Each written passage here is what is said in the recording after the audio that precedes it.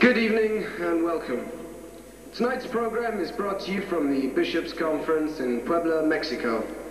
Our guest is Oscar Romero, Archbishop of San Salvador, a controversial figure in the church today whose stand against the El Salvadoran government has provoked criticism from both his fellow bishops and politicians. Good evening. Radio Nederland. Your Grace, many have accused the church in El Salvador of abandoning its traditional pastoral role in favor of concentrating too greatly on issues of social justice. Would you say this is true? No, I don't think so. Of course, the church will never forget that its role is to be the servant of the kingdom of God. We teach the love of God, the imitation of Christ. We strengthen our people with the sacraments. But all this must be accompanied by love for each other, and especially for the poor. It's not love to stand by and watch while so many are condemned to a life of grinding misery.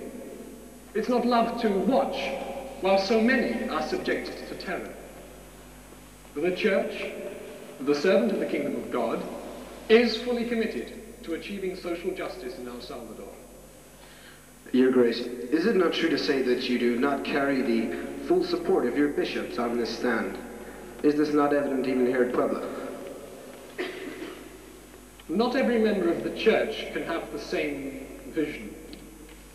The church in Central America has always been torn between priests who sided with the rich and priests who identified themselves with the poor. But there is no need for this division. I am the bishop of all my people, rich and poor alike.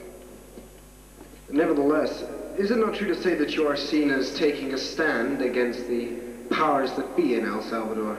I'm no expert in politics. The church is not a political organization, but the church cannot be wholly distinct from the political lives of the people.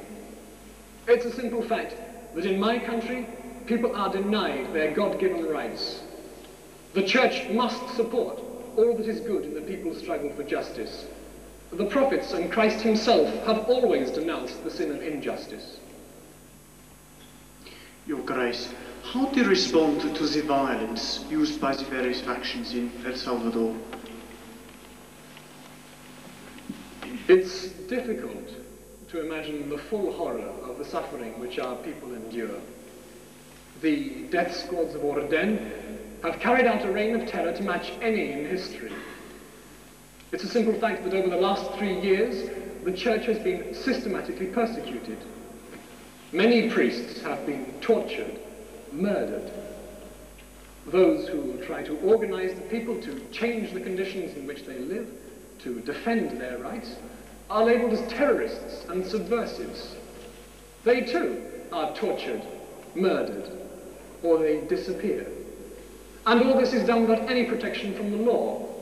It's easy to understand why such people resort to violence in defense of their own rights, their own lives.